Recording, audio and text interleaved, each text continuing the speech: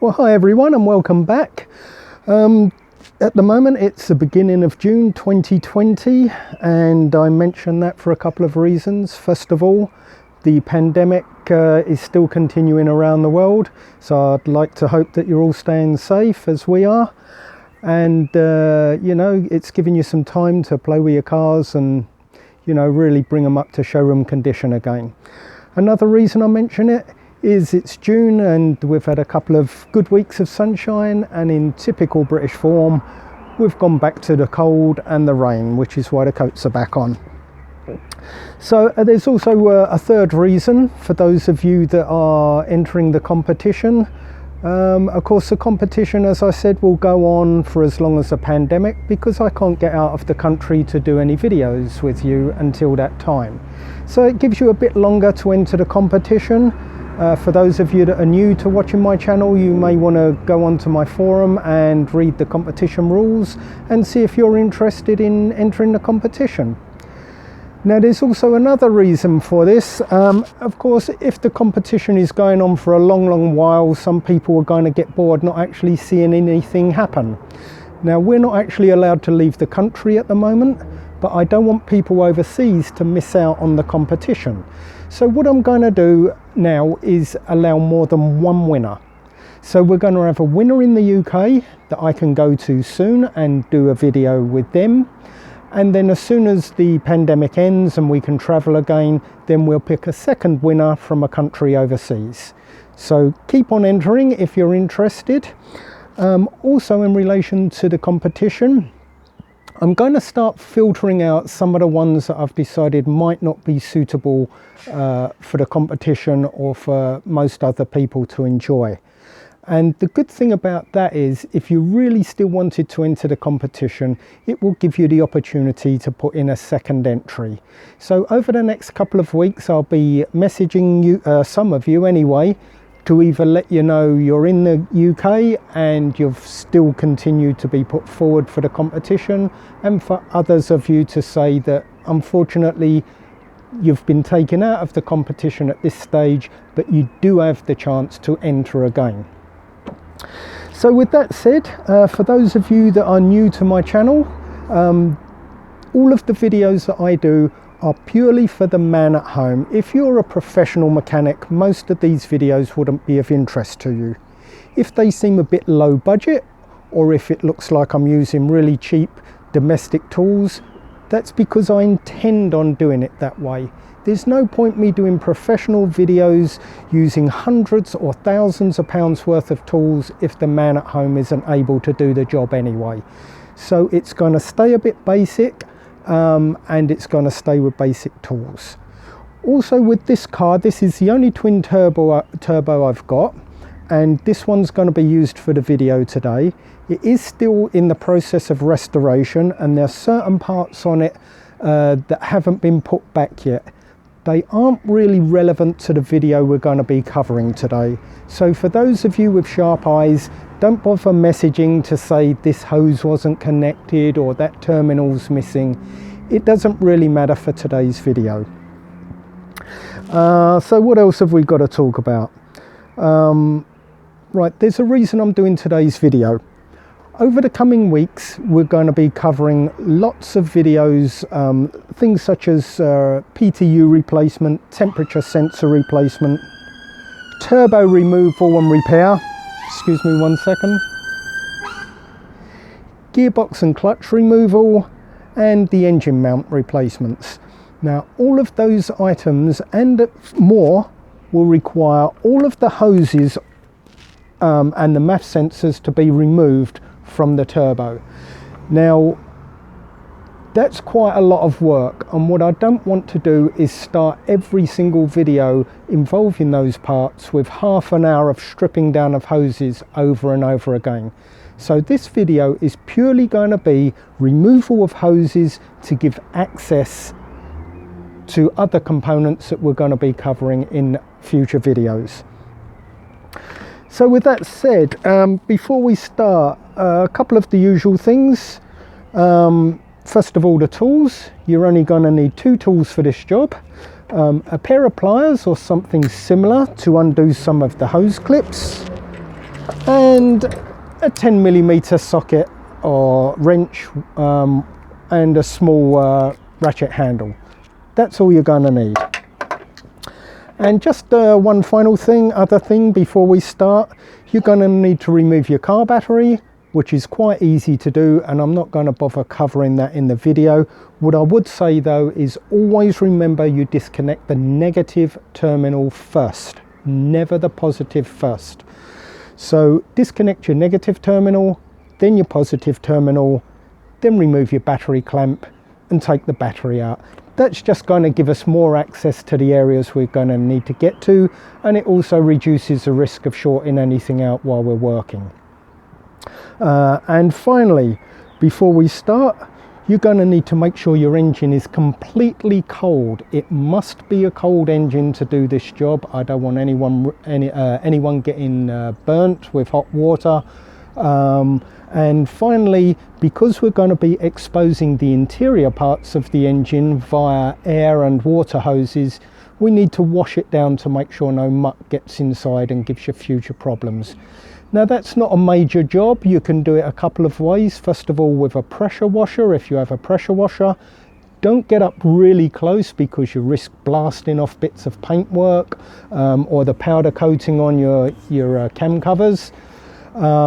The other option is to just get soapy water and a sponge and just sponge it all down, and then with your garden hose just hose it down.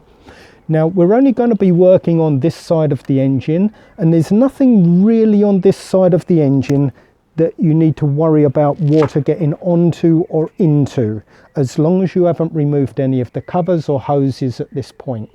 However, if you're going to take this opportunity to do the whole engine bay, you need to make sure that you cover up your alternator and prevent any water getting into the alternator.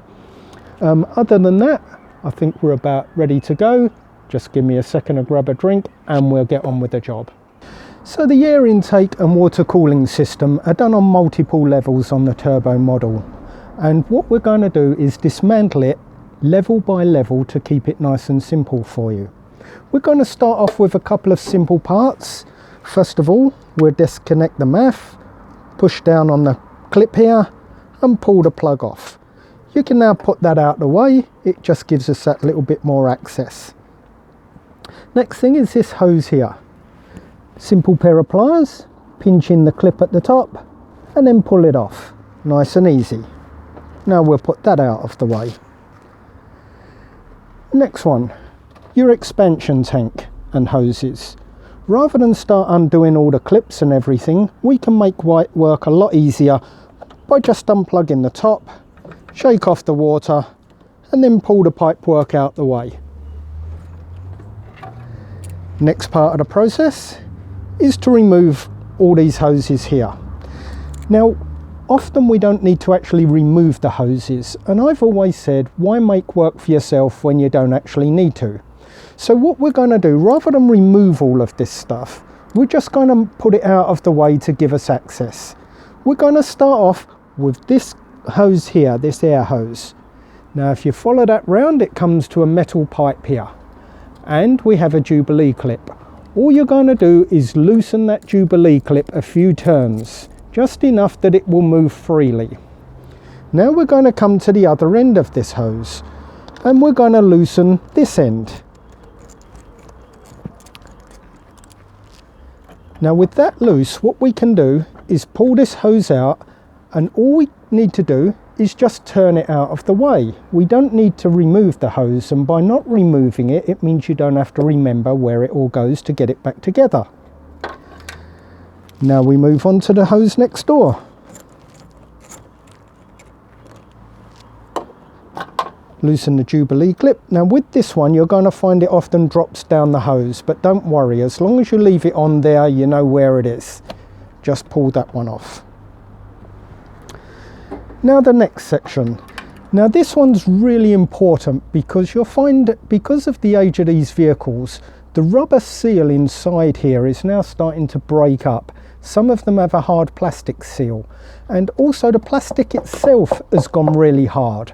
And the problem with that is when you need to get it back on, the plastic hasn't got any suppleness left to it, and you tend to find that it's really, really difficult to get on. So rather than have that difficulty of getting it back on, just don't take it off in the first place. What we're going to do is loosen off this Jubilee clip, just a few turns to allow it to move freely. Slide that round a little bit, and then on this end you're going to undo this hose here. Again, just a few turns to allow it to move. Pull this pipe off, this one, whilst holding the plastic here so you don't put any strain on it.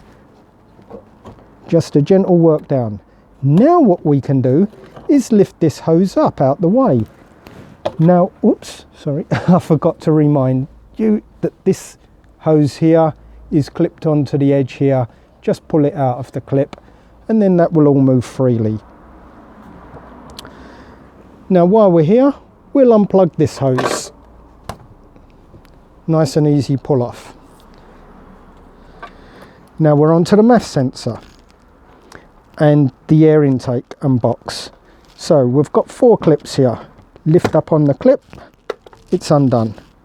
This one's pushed down, one down the back here, push down. And finally this one here, push it down. With those all free, we now loosen this Jubilee clip here.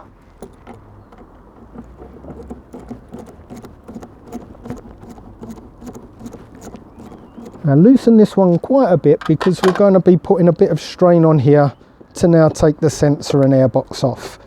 So it's a lift up and pull out.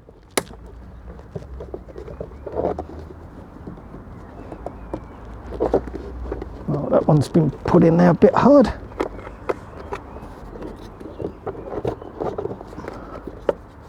I can assure you it will pull out.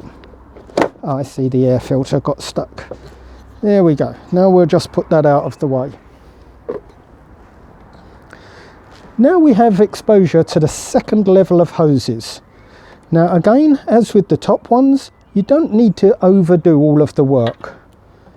Just down here, Jubilee clip, just loosen it off. And then on this side, another Jubilee clip, just loosen it off.